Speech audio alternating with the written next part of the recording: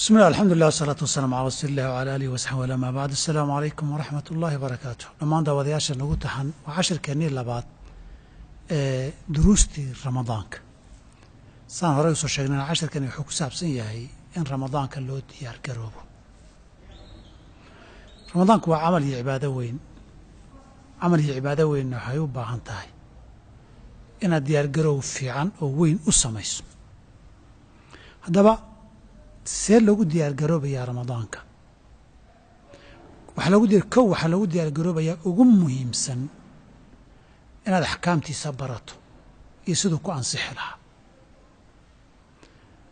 waxaad u diyaar garoobaysaa cibaado weyn oo aan casharada dambe ku sheegi doono fadligay leedahay.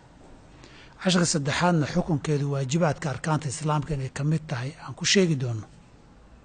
cibaadada intaa la eg adiguna aakhare janno ku raadinayso, wax buriyaa jira, waxay ku asaxdana waa jira. saa darteed si aadan u qaldamin cibaadadiina aan lagugu soo celin, waxaa koobaadee ugu muhiimsaneed ugu diyaar garowdaayey waa inaad axkaamteeda barato. saa darteed baanan duruustan iyo xalqadahan u duubaynaa si aad uga faa'iidaysato inaad sida ugu fiican u soonto. waxaa labaada loogu diyaar garoobayaa in waxa ugu dambeeya waajib horoo lagu lahaa hadduu jiro aad ka gaadhsiiso intaad ka gaadhsiin karto.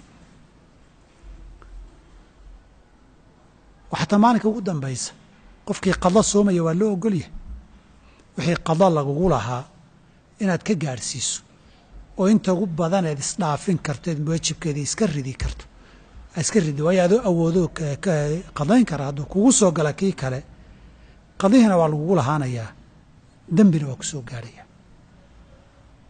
3 in labada maalmood ee u dambaysa soonka sunnada aad joojiso oo nabigeena ay ka sugan tahay alayhi salaam, laa tataqadamu ramadaana bisawmi yowmin walaa yowmayn.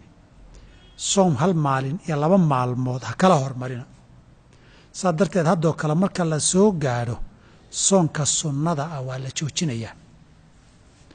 maalinka 30aad ee laga shakisan yahayna si gaara haddaan bishii la arag inaad ramadaan ahaan inaad soonta lama ogola.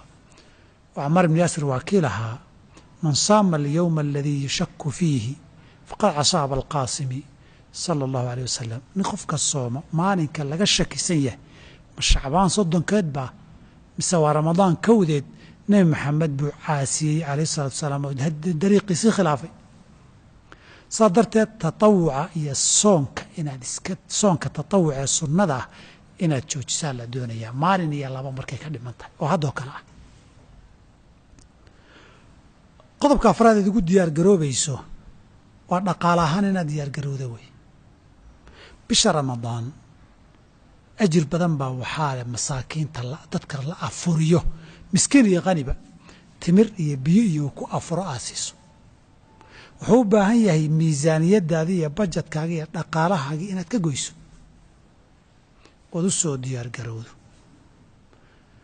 waxaa kaloo wanaagsan dadka masaakiinta in la quudiyo. sadaqaadka ramadaanku aad bay uga fadli badan yihiin sadaqaadka kale. qoysas inaabaad ku kaalmayso wax quudinaya qoys dhan. waxaa laga yaabaa qoys dhanoo 4 carruur iyo aabbiyo hooye ah bisha ramadaan oo dhan inay wax $100 ka yar ku filanta. intaa waxay cunayeen iyo afurkoodii iyo suxuurtoodiina ajar laguu qoro. xikmaddana waxaa ka mid ahayd saan sheegi doonna xikamka waxaa ka mid ah in masaakiinta gaajaysan la xasuusto marka gaajada la dareemo. xasuusta dadkaasi dhaqaale ahaan inaad diyaargarooda u baahan tahay. inagu bisha ramadaan waana la soomaa, cuntaduna way yaraataa, qarashkuna kor buu u kacaa iyadoon masaakiin waxba la siin. raashinka waa la qubaa, waa la daadiyaa. dadka waxaad mooddaa maqhribkii inay 10 qof ku cunaysa meeshaad moodaysa hal qof wuxuu cunayo. miiska intaasoo cunno ah la soo dhigi. bishan bishii soonka weeye, bishii cuntada maaha. bishii raashin badan lagu mashquuli lahaana maaha. gabdhuhuna casar laga bilaabo ama duhur laga bilaabo jikay taagan yihiin halkay juz qur'aan akhrisan lahaayeen. ramadaanka bishan jirka inuu nadiif noqdo loogu talagalay laguna caafimaadaba difaaca jirkuna ugu fiican yahay say dhakhaatiirtu yidhahdeen markaad sooman tahay habeenkii inaad cubto ood buuxiso uma baahnid inaad wax yar cuntaad u baahato wax badanna maba cuni kartid waxaad miis u buuxisa ma laha kharashka intii kugu bixi jirtay ka yar waa inay kugu baxdaa laakiin beddelkii waa inaad masaakiintii iyo dadkii baahnaa iyo ajir ku raadsataa oo dad sooman afurisaa qof soomanood afurisay ajirkiisoo kale aad leedahay adigu hal maalin baad soomi kartaa laakiin 10 maalmood oo kale ajirkood inaad afurisaad ku heli kartaa kharash ahaan inaad diyaar garowday u baahan tahay marka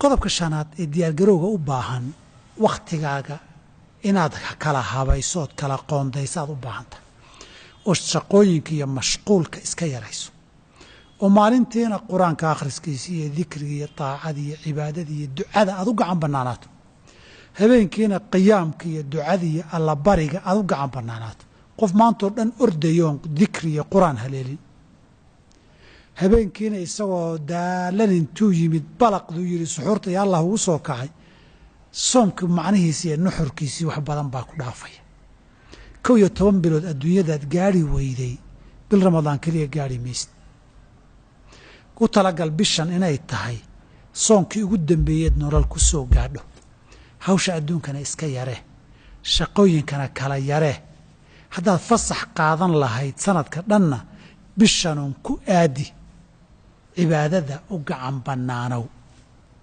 cibaadada aad u soo gacan bannaanaatay inta ugu badaneed cibaadaysan karteed sunno iyo khayr iyo duca iyo wanaag samayn karta iyo qur-aan la akhriyo dikri ilaahay si aad u samayso wakhtigaagana inaad wakhti ahaan ugu diyaar garowdaad u baahan tahay inaasi waa qaybo kooban oo ka mid a sida ugu fiicanay tahay bisha ramadaan inaan ugu diyaar garowno halkaana waxaan ku gabagabeynaynaa xalqadeennii labaad insha allah xalqadda saddexaad baan xukumka iyo xikmadda isugu iman doonaa intaan taa ku kulmayna anigiyo tiimkuwa waxaan idin leenahay sidaa iyo nabadgelyo wassalaamu calaykum waraxmat ullaahi wabarakaatu